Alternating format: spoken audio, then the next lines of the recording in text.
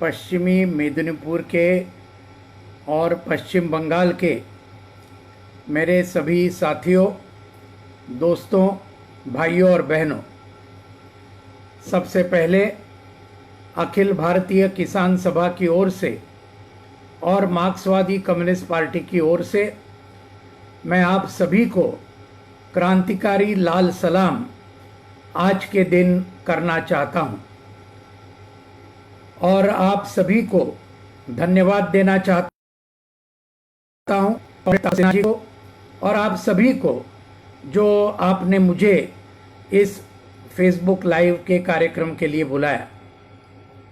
आपने जो विषय दिया है, इंडिया इन क्राइसिस, भारत के संकट और उसका समाधान, लेकिन ये विषय का शुरुआत करने से पहले सबसे पहले कॉमरेड श्यामलदा चक्रवर्ती जी को, हमारे पार्टी के केंद्रीय कमेटी के और सीआईटीयू के पश्चिम बंगाल के भूतपूर्व अध्यक्ष, हमारे बहुत बड़े नेता जिनका अभी अभी देहांत हुआ, कॉमरेड श्यामलदा को मैं श्रद्धांजलि अर्पण करना चाहता हूं।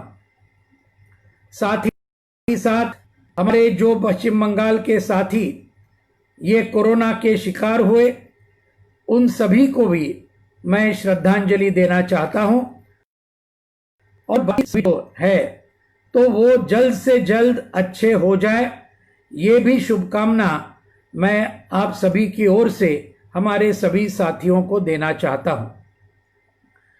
आज कॉमरेड्स, कल का दिन 9 अगस्त का दिन है।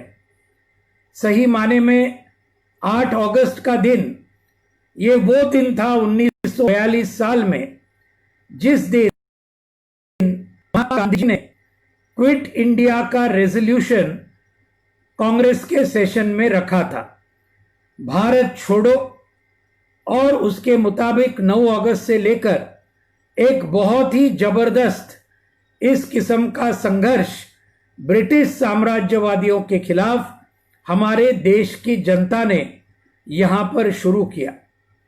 उस संघर्ष के अंदर मातंगिनी हजरात, ये हमारी मेदिनीपुर की हमारी एक साथी, वो पुलिस के फायरिंग के अंदर वो मारी गई।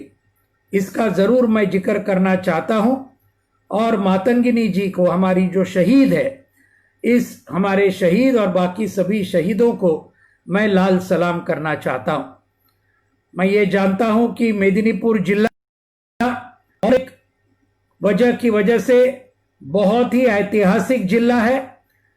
खुदीराम बोस, इनका जन्म ये मेदिनीपुर में हुआ था और खुदीराम बोस को कौन नहीं जानता। पूरे देश भर में लड़े और उनको फांसी पर चढ़ाया गया। ये बात एक आज हम ध्यान में रखना चाहिए।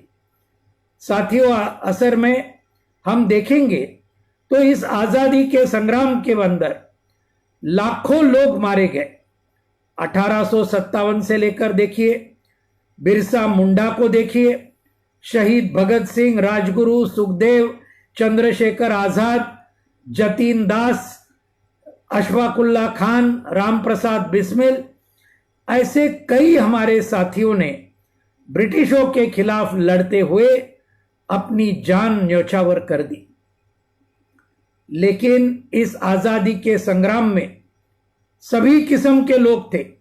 कांग्रेस के लोग थे, कम्युनिस्ट थे, समाजवादी थे, अलग अलग किस्म की धारा के लोग इन्होंने आजादी के संग्राम में उन्होंने शिरकत की।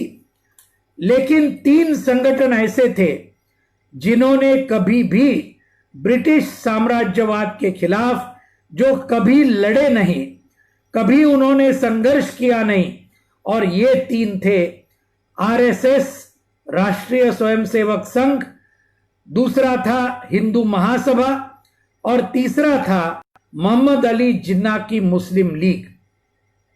ये 3 संगठन ऐसे थे कि जिन्होंने कभी भी आजादी के भारत के संग्राम में कभी भी हिस्सा नहीं लिया, ब्रिटिशों के खिलाफ कभी भी ये लड़े नहीं। ये बात सबसे पहले मैं यहां दोहराना चाहता हूं आप सभी के लिए। आज साथियों, कल का दिन 7 अगस्त था।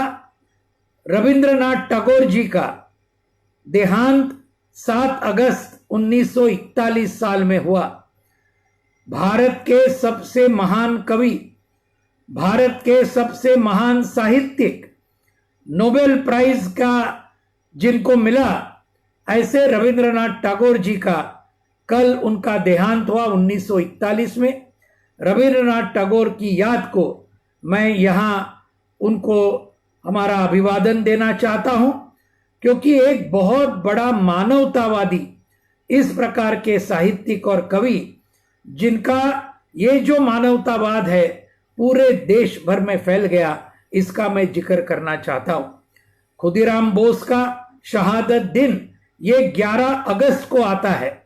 अभी 3 दिन के अंदर खुदीराम बोस इनकी शहादत हुई। ये भी हम सब अच्छी तरीके से मेदिनीपुर जिले में और बंगाल में हम सब लोग तो जानते ही हैं।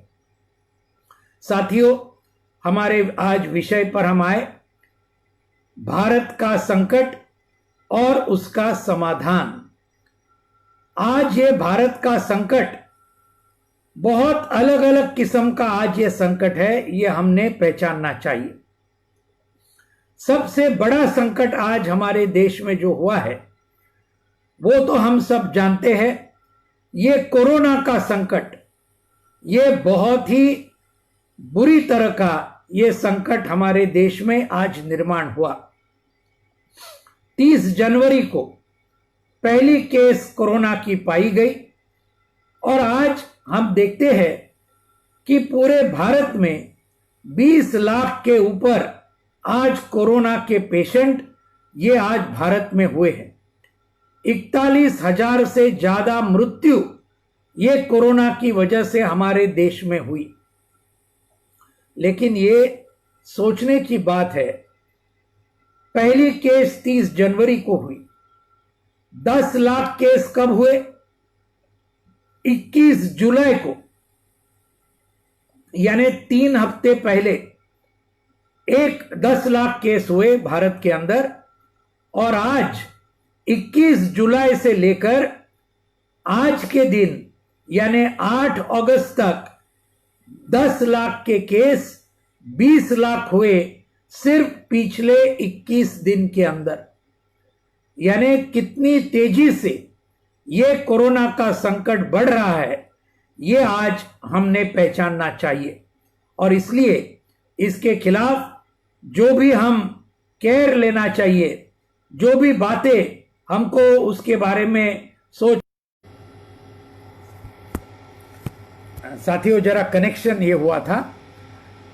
आज ये जो हम देखते हैं कि भारत तीसरे क्रमांक पे आज चला गया, और ये मैं कह रहा था कि बहुत ही चिंताजनक बात है। लेकिन इसके लिए जिम्मेदार कौन है, ये भी हम ठीक तरीके से सोचना चाहिए।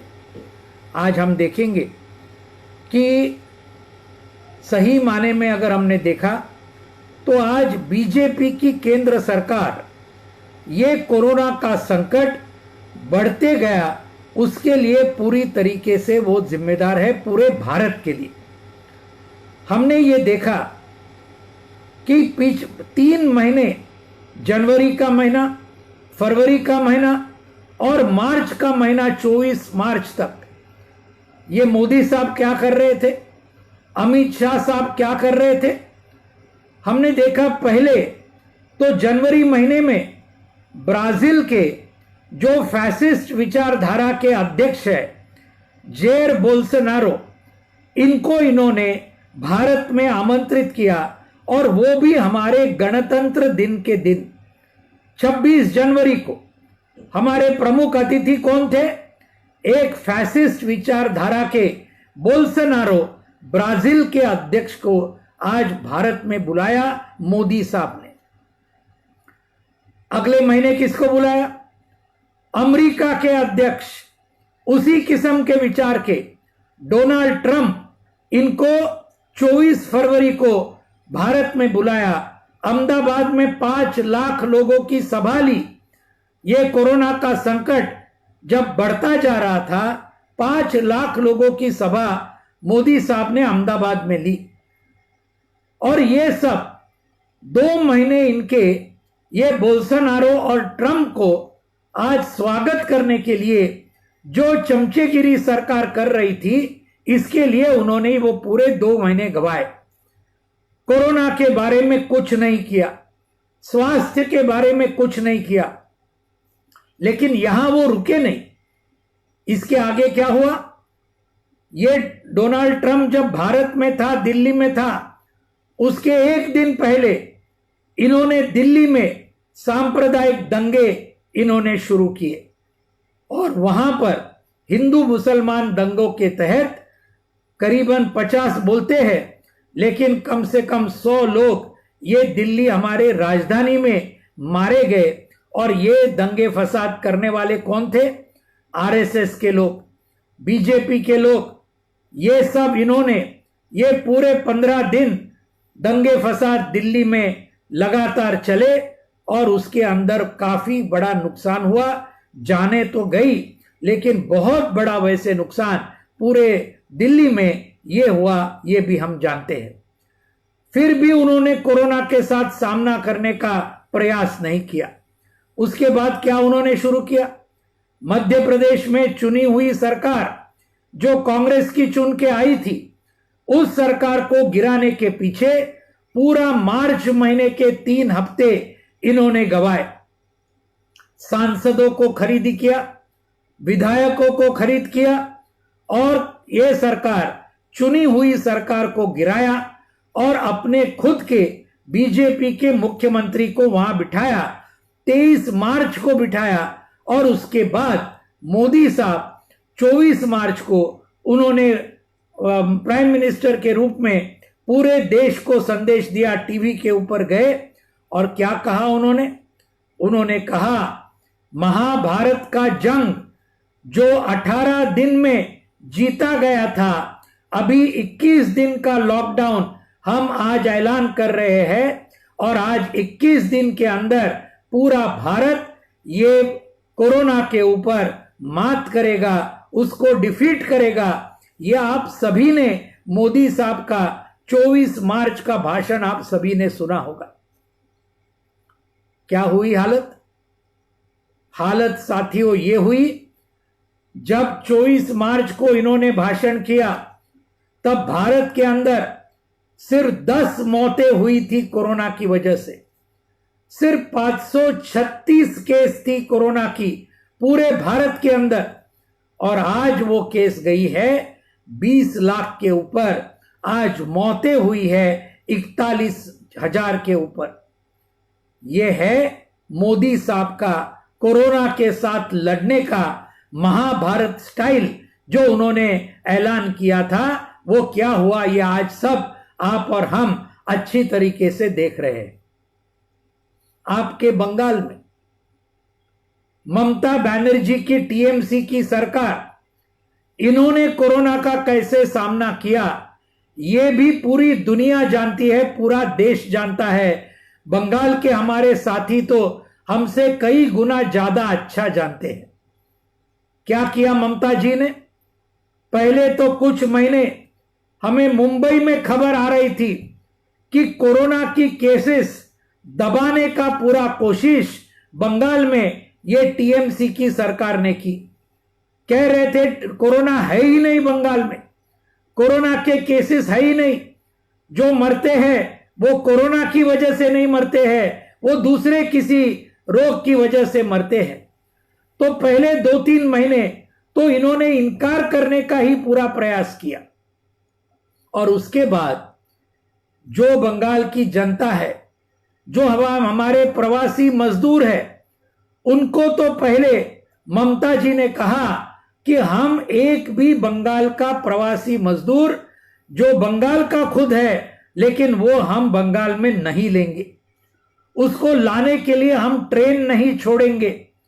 ये आपने सबने देखा है, हमने देखा है मुंबई में, हमने देखा है दिल्ली में, सब जगह इस प्रकार का कि हम बंगाल की नागरिक को हम वापस बंगाल में नहीं लेंगे। ये भी ममता जी ने उस वक्त ऐलान किए थे। उसी प्रकार के ऐलान बिहार के मुख्यमंत्री नीतीश कुमार जी ने भी किए थे उस वक्त कि हम किसी और को नहीं चाहते क्योंकि वो यहां कोरोना फैलाएंगे। तो ये हमने सब देखा है। और जो गरीब लोग हैं बंगाल के, उनको क्या मदद किया ममता जी ने, ये भी हम सब अच्छी तरीके से जानते हैं। कुछ भी मदद ये उसके बारे में हुआ नहीं, ये भी हम अच्छी तरीके से जानते हैं। मोदी जी ने क्या किया? मोदी जी ने ये लॉकडाउन 4 घंटे का नोटिस देके लॉकडाउन उन्होंने ऐलान किया। 8 बजे रात को भाषण किया, रात को 12 बजे लॉकडाउन शुरू किया। और इसका नतीजा क्या हुआ मेरे दोस्तों? हमने पूरे अप्रैल महीने में, मई महीने में पूरे देश में हमने देखा है। और आप सभी के आंख में आंसू आए होंगे, हमारे आंख में आंसू आए जब हमने लाखों हमारे प्रवासी मजदूर भाइयों और बहनों, जब सैकड़ों किलोमीटर ये पूरे कड़ी धूप में हाईवे के ऊपर चल रही थी और लगातार चल रही थी।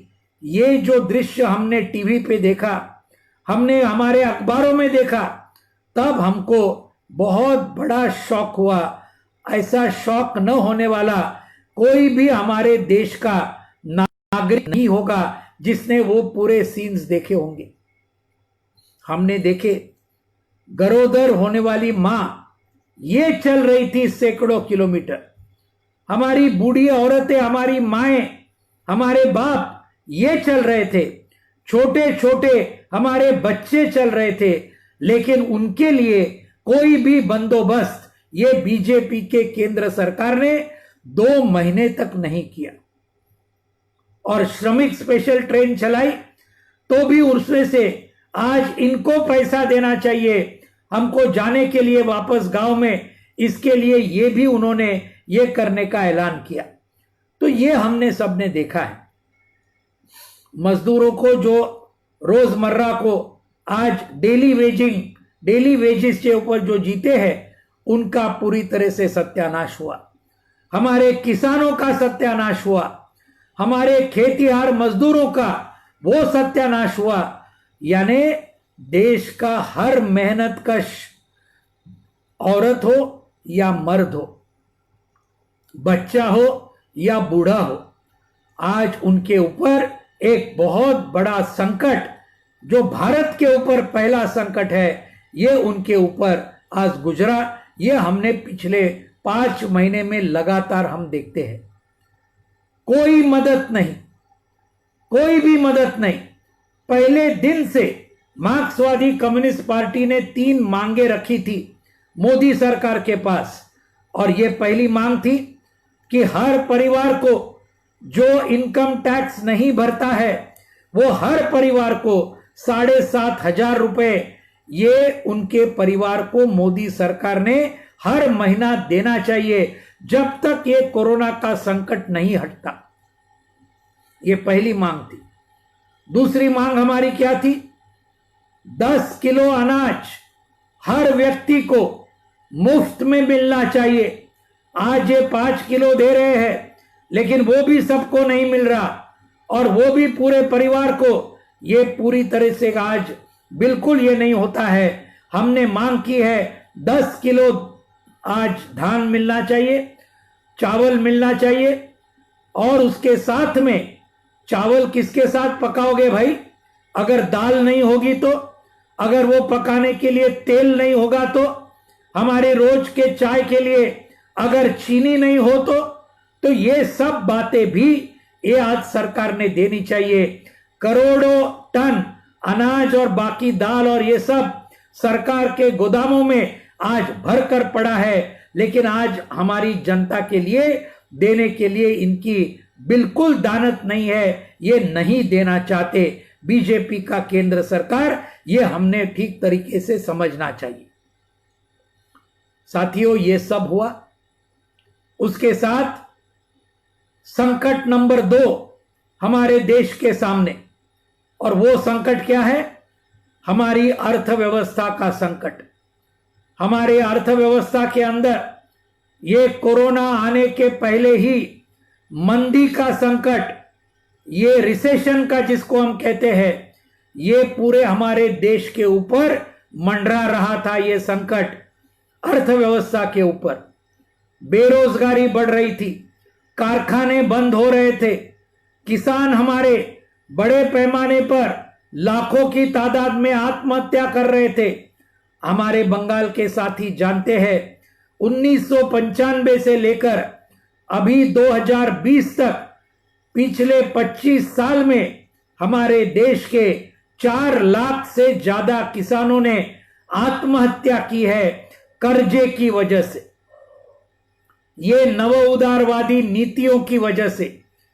और इसके लिए ये जो कभी पहले हमारे देश में किसानों की आत्महत्याओं का संकट ये कभी नहीं था, ये अभी पिछले 25 साल से निर्माण हुआ और पिछले 6 साल के मोदी के सरकार में वो और ज्यादा गहरा हुआ। ये हम सभी लोग जानते हैं। करीबन 42% किसानों की आत्महत्या ये पिछले 6 साल के मोदी सरकार के वक्त ये बढ़ने लगी। ये उसके बारे में आंकड़ेवारी है। तो ये सब बातें हुई और आज बेरोजगारी का सवाल बहुत ही अहम सवाल हमारे देश में हुआ है। ये अर्थव्यवस्था के चलते अर्थशास्त्रज्ञों ने निकाला 24 मार्च को लॉकडाउन डिक्लेयर हुआ, तब जिनकी नौकरियां थी और आज 5 महीने के बाद जिनकी नौकरियां चली गई, ये है तादाद आज 15 करोड़ के आसपास। जबरदस्त बेरोजगारी बढ़ी है हमारे देश में। कारखाने हजारों की तादाद में बंद हुए, मनरेगा का काम बंद हुआ और ये सब चलते हुए आज ये छोटे छोटे ऑटो रिक्शा वाले हैं, आज टपरी वाले हैं, कुछ ना कुछ बेचने वाले हैं, ये सब आज बेरोजगार हो गए। ये हम सब जानते हैं। जो महिला कुछ ना कुछ काम कर रही थी मजदूर के रूप में, वो भी आज बेरोजगार हुई। तो ये आज बहुत ही गंभीर समस्या, ये बेरोजगारी का भी संकट हमारे नौजवानों के सामने, हमारे मजदूर किसान और खेत मजदूरों के सामने, हमारी महिलाओं के सामने, ये बेरोजगारी का भी बहुत बड़ा संकट हमारे देश के सामने है। लेकिन ये अर्थव्यवस्था, इसका इतना गहरा संकट होते हुए भी मैंने शुरुआत में ही कहा, जनता को कोई मदद नहीं। इन्होंने आज वहां पर 20 लाख करोड़ रुपए का पैकेज ऐलान किया, निर्मला सीतारामन जी ने, मोदी साहब ने। लेकिन वो 20 लाख करोड़ रुपए के पैकेज में से एक्चुअली लोगों को कितना मिला? बड़े बड़े इकोनॉमिस्ट ने निकाला है सिर्फ 2 लाख करोड़ रुपए इतना ही मिला, उसमें से ही अधिकतर अभी तक मिलने का बाकी है। लेकिन बोल रहे हैं 20 लाख करोड़, मिला 2 लाख करोड़ से कम। यह है मोदी सरकार के जुमले का राज। ये जुमलेबाजी ये लगातार इनकी चल रही है, ये हम ठीक तरीके से समझना चाहिए। साथियों, आज ये पूरे अर्थव्यवस्था को ध्यान में रखते हुए इन्होंने कुछ भी मदद आज लोगों को नहीं की। लेकिन मदद किसको की उन्होंने? आज मदद की, आज ये बड़े बड़े सरमाएदार है, बड़े बड़े कॉरपोरेट है, उनको तो पूरी तरीके से ये लॉकडाउन के अंदर लोग भूख से मर रहे थे, लोग चल के मर रहे थे, लोग आज उसके हाथ में कुछ नहीं है, बेरोजगारी की वजह से आज पूरी तरीके से आज उनके ऊपर बहुत बड़ा संकट आया है। इसकी तरफ पूरा नजरअंदाजी करके आज इस मोदी सरकार ने लॉकडाउन के समय 68,000 करोड़ रुपए का कर्जा ये कुछ कॉरपोरेट्स का इन्होंने माफ किया। 68,000 करोड़ रुपीस लॉकडाउन के दौरान। और किसका माफ किया? नीरव मोदी साहब, मेहुल चोकसी साहब, विजय मल्लैया साहब। ये कौन थे? जिन्होंने अपने बैंकों को चूना लगाने का काम किया, कर्जे डुबा दिए, और जब फिर उनको पकड़ने का समय आया तो ये तीनों भाग गए देश से और आज वो इंग्लैंड में, लंदन में बैठे हुए हैं। इनका कर्जा माफ करती है मोदी सरकार। बाबा रामदेव का कर्जा माफ करती है मोदी सरकार। लेकिन जो किसान 4 लाख आत्महत्या करते हैं, उनका कर्जा आज एक नया पैसा भी माफ नहीं किया जाता। ये बात हमको ध्यान में रखना चाहिए। और इसलिए साथियों, आज ये बात, ये 68,000 करोड़ रुपए अर्थव्यवस्था को और ज्यादा डुबाने का काम आज इनका चल रहा है। और एक क्या कर रहे मोदी साहब? मोदी साहब ने एक नया कल्पना निकाला, उसको लागू करने की शुरुआत की। और वो क्या है? सेंट्रल विस्टा प्रोजेक्ट दिल्ली में खुद के लिए एक बहुत बड़ा महल बांधने वाले हैं। बहुत बड़ा, रहने के लिए बहुत बड़ा महल बांधेंगे, नया पार्लियामेंट बिल्डिंग बांधेंगे और कुछ बांधेंगे। और इसके लिए 20,000 करोड़ रुपए ये मोदी की बीजेपी सरकार ये सेंट्रल विस्टा प्रोजेक्ट के लिए खर्चा करने वाली है। क्या जरूरत है? अरे ये कोरोना का समय है। कोरोना के समय में आज लोगों को मदद दो, लोगों को राहत दो, उसमें से एक बात नहीं, लेकिन खुद को रहने के लिए एक बहुत बड़ा महल, आज भी महल में ही रहते हैं वो 7 रेस कोर्स रोड पे, लेकिन और ज्यादा बड़ा महल देश के प्रधानमंत्री को बांधने के लिए आज 20,000 करोड़ रुपए आज खर्चा करने की बात कर रहे हैं। प्लान भी शुरू हुआ। ये इस प्रकार की बातें खुद के लिए, देश के राष्ट्रपति जी के लिए, देश के उपराष्ट्रपति जी के लिए 2 हवाई जहाज नए मंगाए अमेरिका से। राफेल तो छोड़िए, वो तो बात अलग है और उसका तो भ्रष्टाचार हमने वापस उसके बारे में देखा है।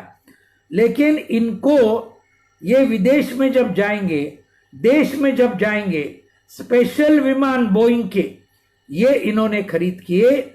उसका क्या खर्चा है?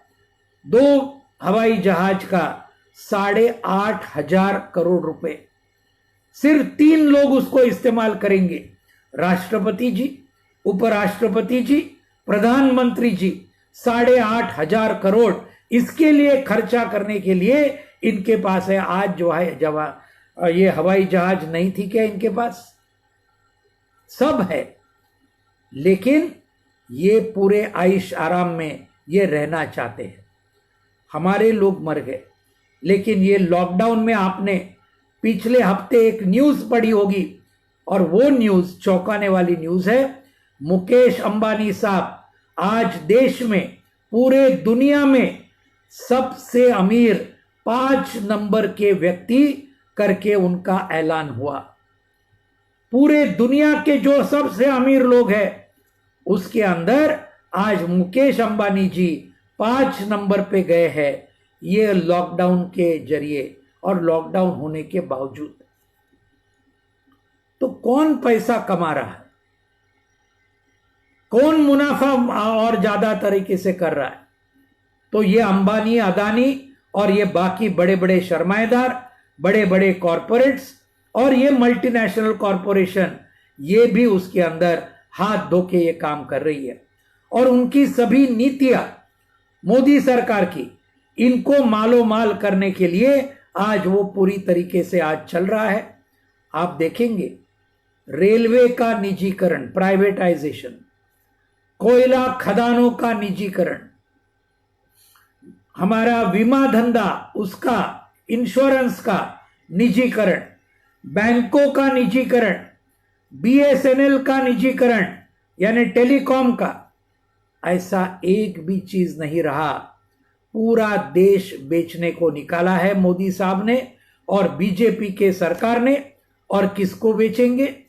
यही अंबानी अदानी को बेचेंगे, यही बड़े बड़े सरमाएदारों को बेचेंगे, यही America, England, France, Germany, Japan, इनकी कंपनियों को ये जो हमारा सार्वजनिक क्षेत्र जो है, जो इसके पहले के हमारे मजदूरों ने, हमारे किसानों ने खड़ा किया, आज उसको पूरी तरीके से फूंक डालने का ये उनका प्रयास आज चालू है। ये हम सब अच्छी तरीके से जानते हैं साथियों। यानी पूरा देश बेचने का ये आज उनका रवैया पूरी तरीके से चल रहा है, और ये उसकी वजह से ये बड़े कॉरपोरेट्स का जबरदस्त पैमाने पर आज उनका मुनाफा होने वाला है। ये भी हमने देखना चाहिए। आज साथियों तीसरा संकट जो है, और वो संकट है हमारे देश के धर्मनिरपेक्षता के लिए, हमारे देश के सेक्युलरिज्म के लिए। और ये हमने पिछले 5 अगस्त को देखा, उसके पहले हमने देखा ये सीएए, एनआरसी, एनपीआर, ये पूरे सिटीजनशिप के कानून बदलने को जो उन्होंने लिए, इसकी वजह से आज इन्होंने पूरा देश का संविधान ही बदलने के लिए उन्होंने निकाला है। उसके खिलाफ बहुत बड़े संघर्ष हुए पूरे देश में। 5 अगस्त को इन्होंने धारा 370 पिछले साल कश्मीर के लिए जो थी हमारे संविधान में, वो कैंसल करवा दी, रद्द करवा दी। जम्मू और कश्मीर का राज्य का जो दर्जा था उसको खत्म कर दिया, यूनियन टेरिटरी 2 बनाए उसके। ये हम देखते हैं। और ये सब करने के बाद आज पूरे कश्मीर के ऊपर लॉकडाउन ऐलान किया। पिछले 1 साल से लॉकडाउन चालू है।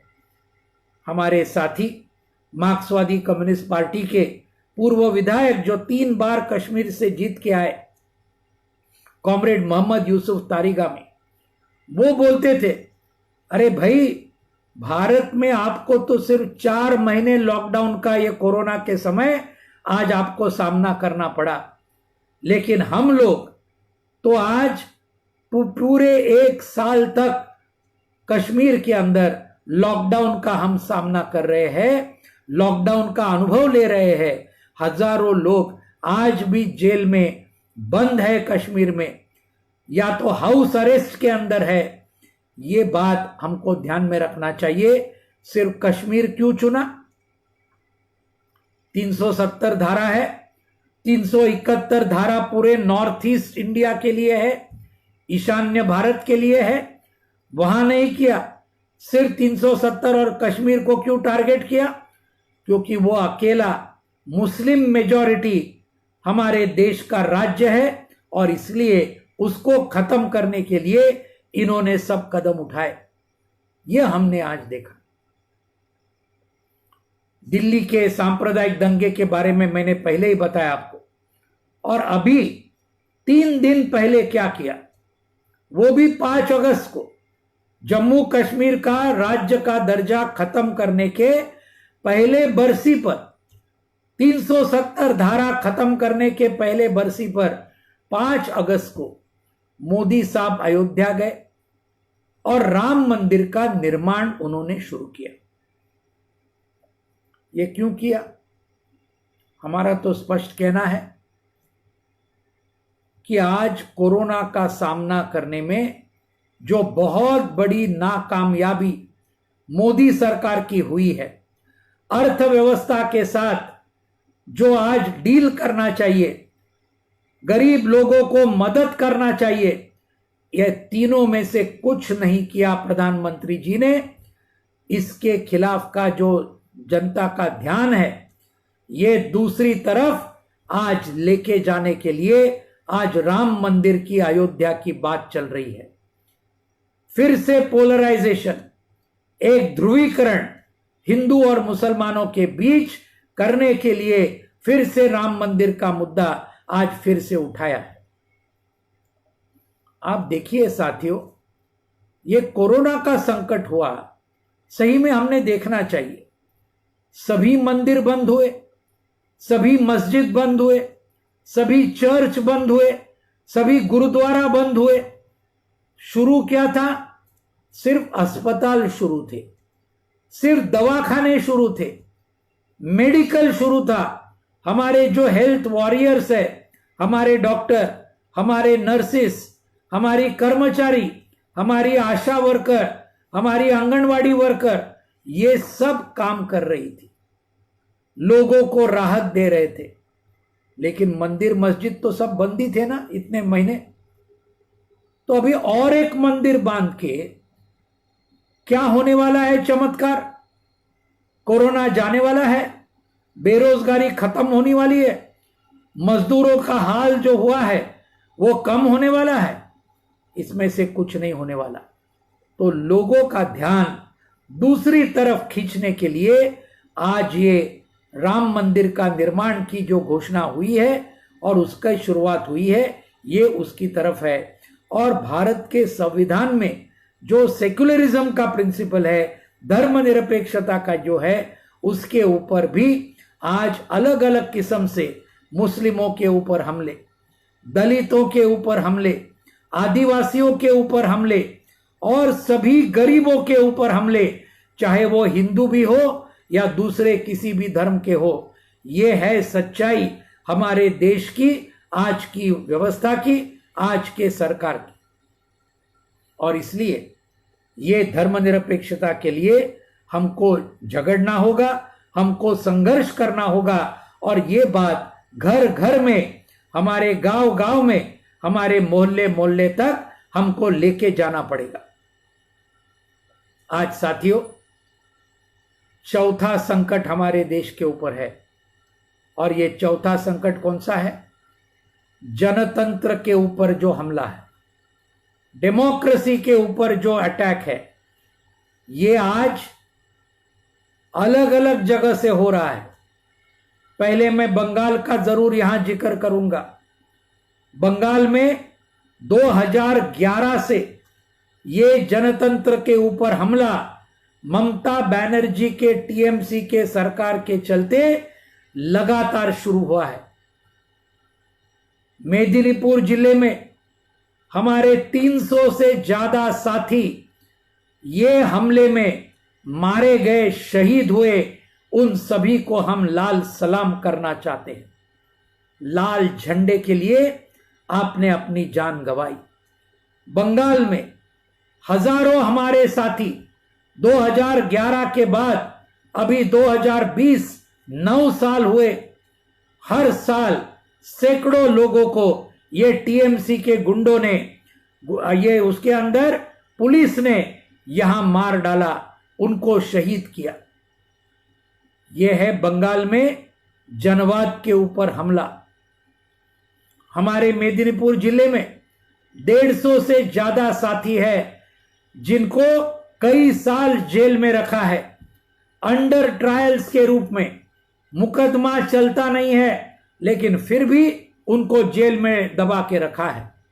ये भी जनवाद के ऊपर हमला है साथियों, ये हमको ध्यान में रखना चाहिए। और ये सबसे बड़ा हमला बंगाल में है। उसके बाद में त्रिपुरा में बीजेपी की सरकार है, वहां हमारे त्रिपुरा के साथियों के ऊपर भी इसी प्रकार का हमला ये वहां भी चल रहा है।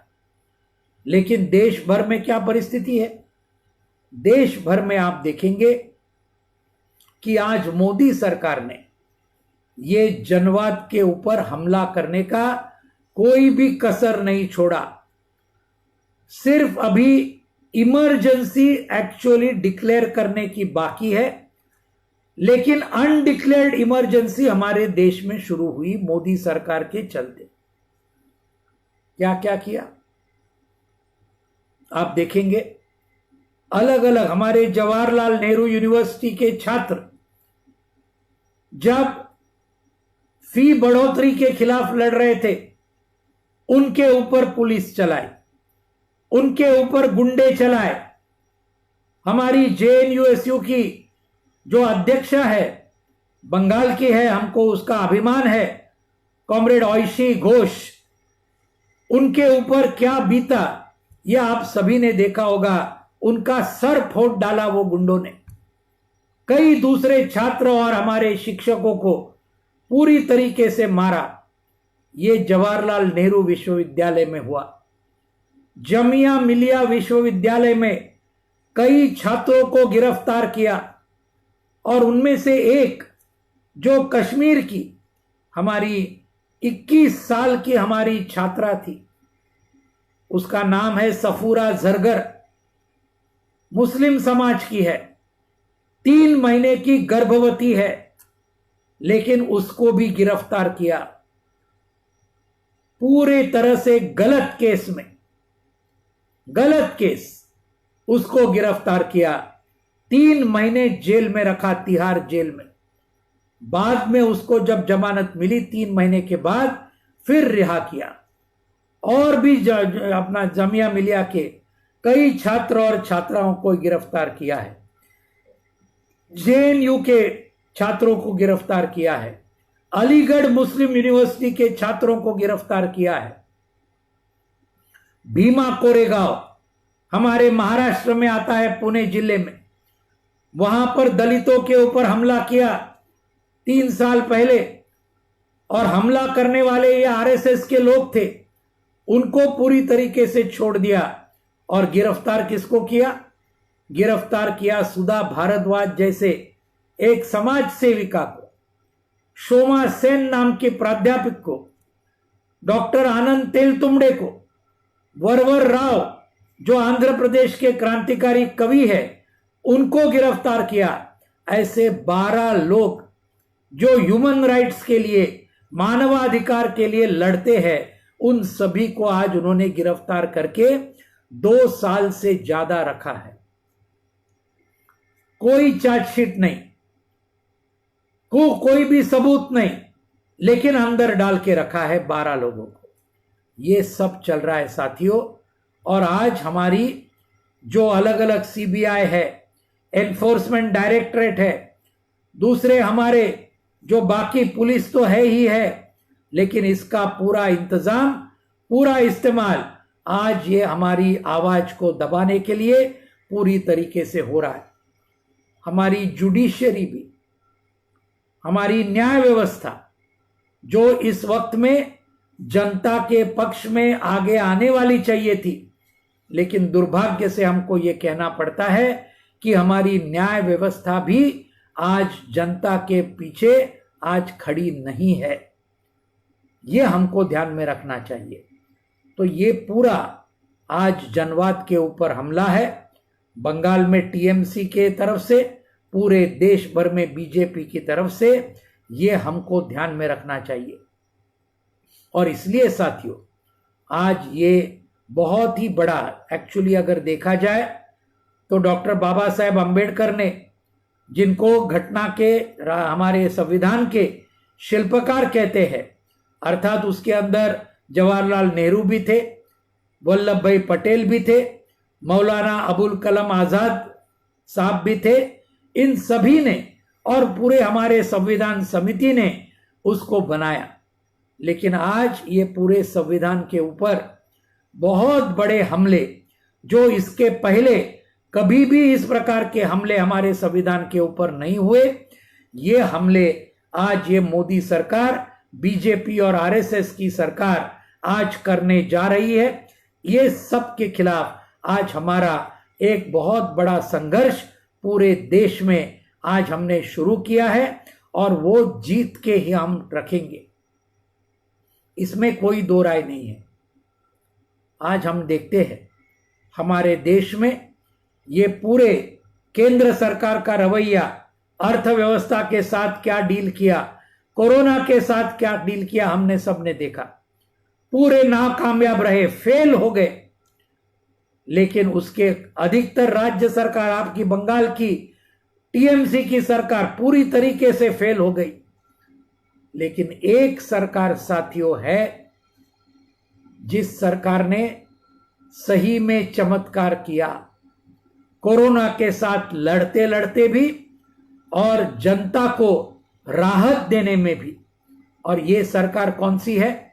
ये सरकार है हमारी केरल की वामपंथी जनवादी मोर्चे की सरकार। मार्क्सवादी कम्युनिस्ट पार्टी के मुख्यमंत्री कॉमरेड पिनरई विजयन ये जो नेतृत्व कर रहे हैं, ये वामपंथी सरकार, इसने बहुत ही चमत्कार किया ये कोरोना के साथ लड़ते हुए, क्योंकि जनवरी से ही इन्होंने शुरुआत की। स्वास्थ्य व्यवस्था ये पिछले 4-5 साल तक वो सरकार है, उसके पहले भी थी, और इन्होंने पूरी स्वास्थ्य व्यवस्था केरल की जो सार्वजनिक स्वास्थ्य व्यवस्था है इसको मजबूत बनाया।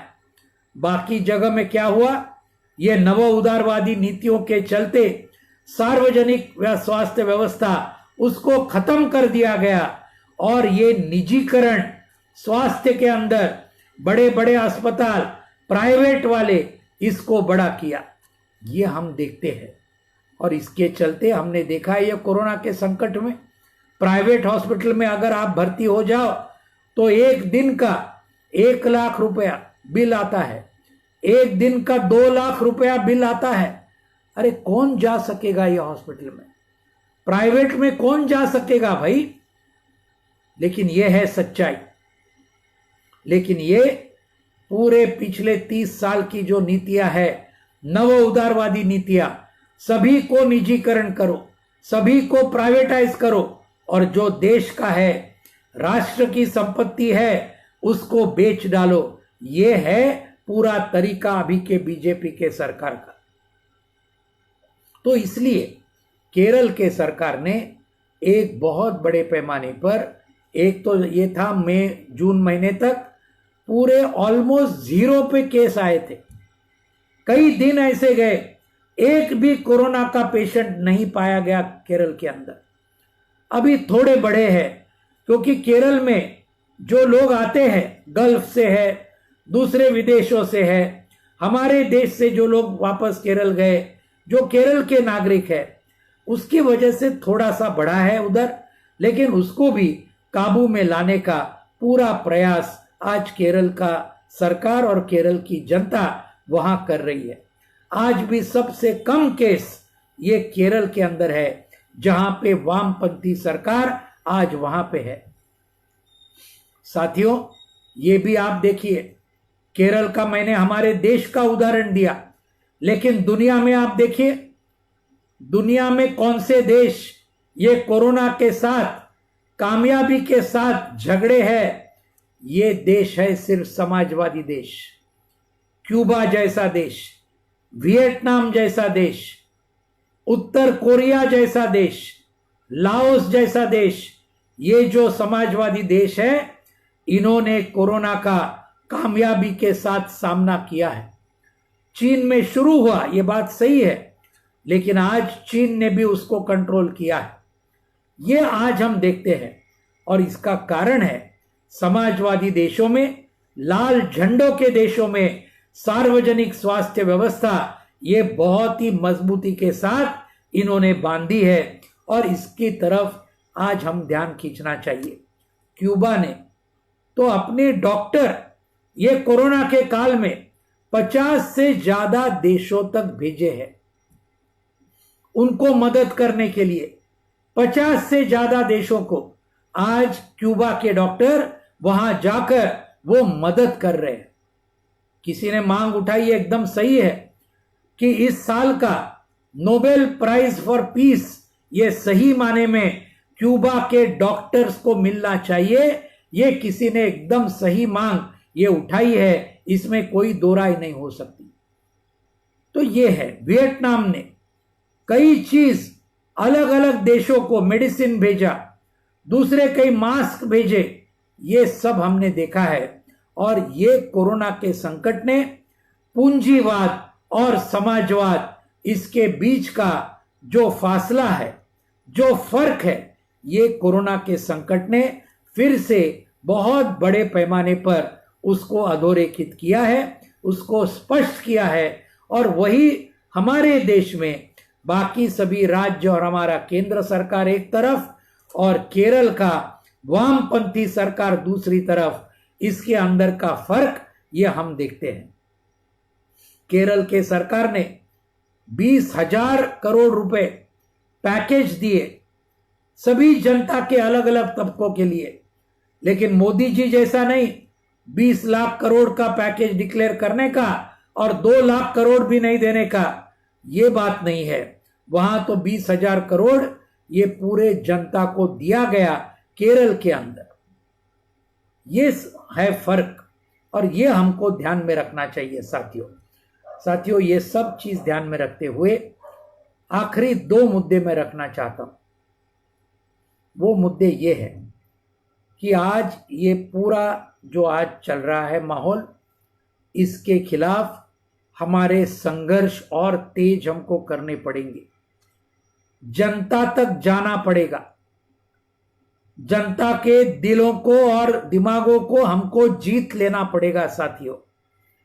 और ये हम कर सकते हैं अगर ये सब चीज हम लोगों के सामने लेके गए तो जरूर जनता हमारा सुनेगी, जरूर जनता हमारा मानेगी, क्योंकि वो समझेगी लाल झंडे के लोग ये सच बोलते हैं, सत्य बोलते हैं और ये बात जो फैक्ट्स है उसके मुताबिक हम बात करते हैं। तो इसके लिए आज लोगों तक जाना, ये सब बातें रखना, संघर्ष के जरिए हमको आगे लेके जाना।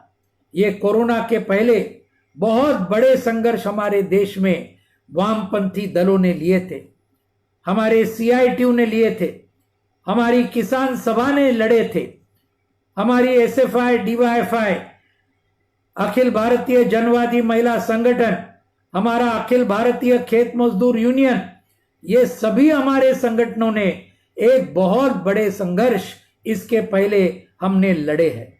मैं खुद बंगाल में 2-3 बार आपके संघर्षों में भाग लेने के लिए मुझे आने का बहुत ही बड़ा भाग्य मिला है।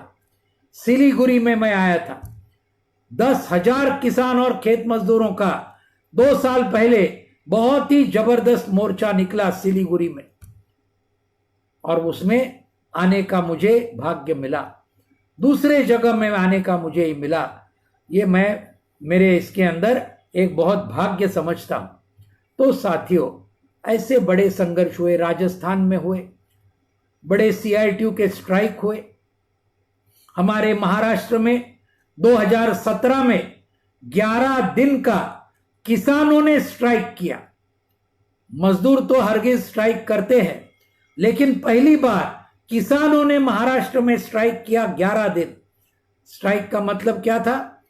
अपना जो माल है वो शहरों में 11 दिन तक किसानों ने नहीं लाया, सब्जी नहीं लाई, फल नहीं लाए, दूध नहीं लाए, बाकी कोई भी अनाज नहीं लाया। ऐसे 11 दिन महाराष्ट्र के किसानों ने, किसान सभा भी थी, दूसरे संगठन भी थे, इन्होंने ये 11 दिन तक चलाया। और उसका परिणाम क्या हुआ? जो बीजेपी की सरकार थी उस वक्त 2017 में हमारे राज्य में, जो पहले बोल रही थी, हमारा क्या मांग था? कर्जा माफी मिलनी चाहिए किसानों को। हमारी मांग क्या थी? स्वामीनाथन कमीशन ने जो लिखा है नेशनल कमीशन ऑफ फार्मर्स के दस्तावेज में कि सभी हमारे किसानों को लागत खर्चे का 1.5 गुना दाम मिलना चाहिए। ये होगा और कर्जा माफी होगी तो किसानों की आत्महत्या बंद होगी इस देश में, नहीं तो बंद नहीं हो सकती। ये मांगे थी। पहले बीजेपी की राज्य सरकार बोल रही थी 1 नया पैसा कर्जा माफी आपको नहीं देंगे, लेकिन 11 दिन जब हड़ताल चला किसानों का, इनको हमारे साथ चर्चा करनी पड़ी और 34,000 करोड़ रुपए का कर्जा माफी का पैकेज महाराष्ट्र के किसानों को, ये बीजेपी के राज्य सरकार को देना पड़ा साथियों।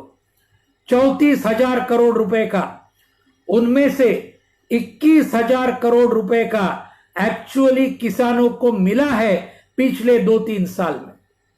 21,000 करोड़ रुपया ये कर्जा माफी एक्चुअली हमने छीन के ले ली है राज्य सरकार से। तो ये संघर्षों को हम आगे ले जा सकते हैं।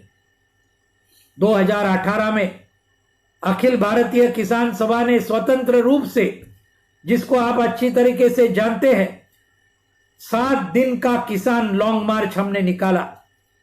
6 मार्च को शुरू किया, 12 मार्च को 40-50 हजार किसान नासिक से निकले, और मुंबई तक पहुंचे। पूरे हाईवे से करीबन 200 किलोमीटर वहां चले और 50,000 लोग एक साथ में लाल झंडे लेके हम चले। महिलाएं भी थी, उसमें भी हमारे बच्चे भी थे, वो खुद चले, वो बोले हम आएंगे। नौजवान थे, बड़े पैमाने में बुजुर्ग लोग भी आए थे और चले आखिर तक चले। पूरे छाले आए, पाव को आपने देखा होगा। ये सब करने के बाद जो हमारी मांगे थी, ये कर्जा माफी को और ज्यादा बढ़ाना पड़ा, दाम दो ठीक तरीके से, कुछ फसलों के लिए कुछ उसके अंदर उनको करना पड़ा। यह हमारा जो वनाधिकार कानून है, फॉरेस्ट राइट्स एक्ट, उसको लागू करो ठीक तरीके से, उनको मान्य करना पड़ा। ऐसी कुछ कुछ बातें जो हमारी मांगे थी, ये बीजेपी सरकार को किसान लॉन्ग मार्च के बाद मान्य करना पड़ा, कुछ हद तक लागू भी करना पड़ा। तो अगर इस प्रकार के संघर्ष होते हैं तो आखिर में सरकार को झुकना पड़ता है। यह है हमारा अनुभव, पूरे देश का अनुभव है। राजस्थान के हमारे किसान सभा का भी अमराराम जी जिसका नेतृत्व करते हैं, उनका भी वही अनुभव है। वहां भी कर्जा माफी कुछ हद तक मिला, वहां भी कुछ दाम मिले बढ़ाकर, ये सब चीज हम देखते हैं। पेंशन भी वहां कुछ हद तक वहां बढ़ा। तो साथियों, ये है हमारा संघर्षों का अनुभव और वो संघर्षों को हमको आगे लेके जाना पड़ेगा। आखिरी मुद्दा मैं जो कह रहा हूं कि आज इस संकट का समाधान कैसे होगा। इस संकट का समाधान पूरी तरीके से बुनियादी वैकल्पिक नीतियों को हमको लागू करना होगा, उसके लिए झगड़ना होगा। और ये पूरी चीज कोरोना के साथ लड़ना, अर्थव्यवस्था के मंदी के खिलाफ में लड़ना, जनवाद के रक्षा के लिए लड़ना, धर्मनिरपेक्षता की रक्षा के लिए लड़ना, हमारे देश के संविधान को बचाने के लिए लड़ना, इसके लिए आज बहुत बड़ा एक, जिसको जनमत हम कहते हैं, पब्लिक ओपिनियन जो कहते हैं, ये हमको बंगाल में, हर राज्य में, हमारे महाराष्ट्र में भी और हर राज्य में हमको खड़ा करना पड़ेगा। वो जरूर खड़ा होगा साथियों, हमें पूरा आत्मविश्वास है कि वो जरूर खड़ा होगा। कल के दिन 9 अगस्त का दिन है, जिस दिन महात्मा गांधी ने क्विट इंडिया का कॉल दिया था, छोड़ो भारत, ब्रिटिशों को चेतावनी दी थी। पूरे देश भर में संघर्ष वहां चला।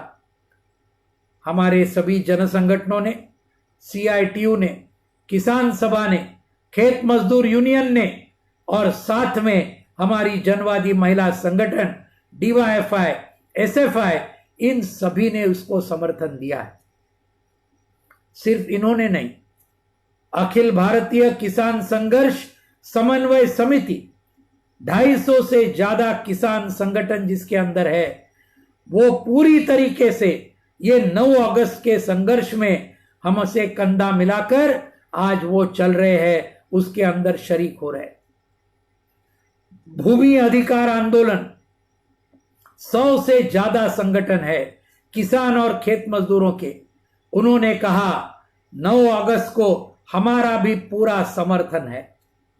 सेंट्रल ट्रेड यूनियंस, एक RSS की BMS को छोड़ दिया जाए, उनको चाहिए भी नहीं हमको, लेकिन बाकी सभी ने, इंटक होगा, आईटक होगा, HMS होगा, हमारी C2 तो है ही, लेकिन इन सभी ने, हमारे वामपंथी बंगाल के दलों की ट्रेड यूनियंस है, सभी ने ये 9 अगस्त के संघर्ष को आज उन्होंने पूरी तरीके से समर्थन दिया है।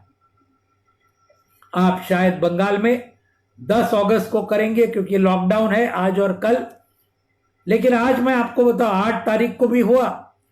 अभी ये प्रोग्राम शुरू होने के पहले पालघर जिले के तलासरी से मैं 3 घंटा गाड़ी चलाकर आज यहां आया, 5 मिनट पहले पहुंचा, क्योंकि ये बहुत इंपॉर्टेंट था, बहुत ट्रैफिक थी वहां पे। पूरे पालघर, ठाणे जिले में, नासिक में क्योंकि 9 अगस्त आदिवासी दिन है, तो हमने तय किया आज 8 अगस्त को हजारों लोगों को हर गांव में हम उतारेंगे।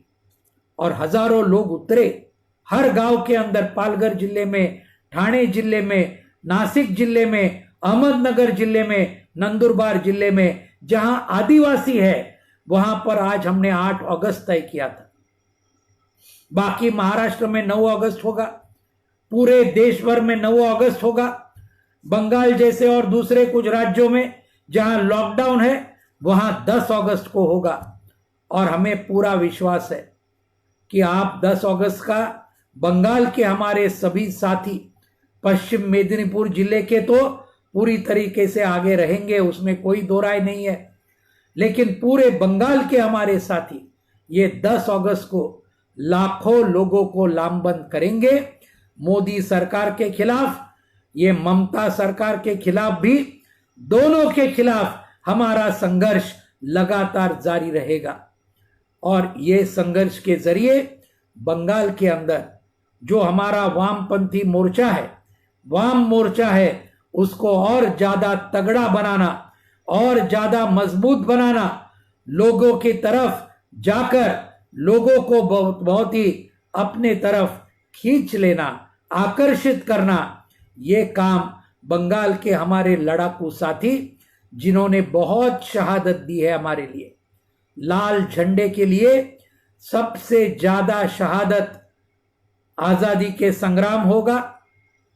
उसके बाद हमारे ये पूरे 1971 से लेकर 77 तक सेमी फैसिस्ट टेरर होगा, और 2011 से लेकर 2020 तक पिछले 9 साल होगा सबसे ज्यादा शहीद अगर देश ने किसे दिए होंगे तो हमारे बंगाल के साथियों ने दी है। इसके ऊपर हमें नाज है, हमें अभिमान है। आज 5 अगस्त को आप जानते हैं काका बाबू मुजफ्फर अहमद साहब, उनकी आज उनका ये दिन था। कॉमरेड हरे कृष्ण कोनार, इनका जब जन्मदिन था, हम ये देखते हैं। और इसलिए आज ये सब बड़े बड़े नेता, कॉमरेड ज्योति बसु, कॉमरेड प्रमोद दास गुप्ता, ये है हमारे आइकॉन, इनको हम मानते हैं। पूरी तरीके से पूरा देश मानता है कि इन्होंने जो बड़े बड़े संघर्ष किए, मुजफ्फर अहमद हो, ज्योति बसु हो, प्रमोद दास गुप्ता हो, हरे कृष्ण कोनार हो, सरोज मुखर्जी हो, ये सब लोग, और हमारी महिला नेत्री कॉमरेड कनक मुखर्जी हो, हमारी दूसरी बड़ी बड़ी नेता, इन्होंने जो बहुत जबरदस्त काम किया, इसकी वजह से बंगाल का ये हमारा लाल किला हमने तैयार किया। हमें पूरा विश्वास है साथियों, आगे आने वाले दिनों में हमारे सभी वामपंथी दलों के साथी, हमारे सभी जन संगठनों के साथी, एक तरफ मोदी सरकार के खिलाफ, दूसरी तरफ ममता सरकार के खिलाफ लोगों को जरूर लामबंद करेंगे। जो अपनी क्रांतिकारी सच्चाई है लोगों तक लेके जाएंगे, और ये दोनों को शिकस्त देते हुए, दोनों को हराकर वामपंथी लाल झंडे का एक विकल्प इस बंगाल में फिर से खड़ा आप जरूर करोगे। इस पूरे विश्वास के साथ, ये पूरे हमारी अपेक्षा के साथ आप सभी ने मुझे बुलाया। ये आगे का 10 अगस्त का ये जो हमारा बड़ा कार्यक्रम है, 20 अगस्त से लेकर 26 अगस्त तक मार्क्सवादी कम्युनिस्ट पार्टी के केंद्रीय कमेटी ने दूसरा एक बड़ा मुहिम का आह्वान किया है। उसको भी बंगाल में बहुत जोरदार तरीके से आप कामयाब बनाओगे। इतना ही आप सभी से दरख्वास्त करते हुए, विनंती करते हुए मैं आपके साथ ये रहा। बहुत ही मुझे खुशी हुई। मैं आपसे विदाई लेना चाहता हूं साथियों। धन्यवाद। इनकिलाब जिंदाबाद।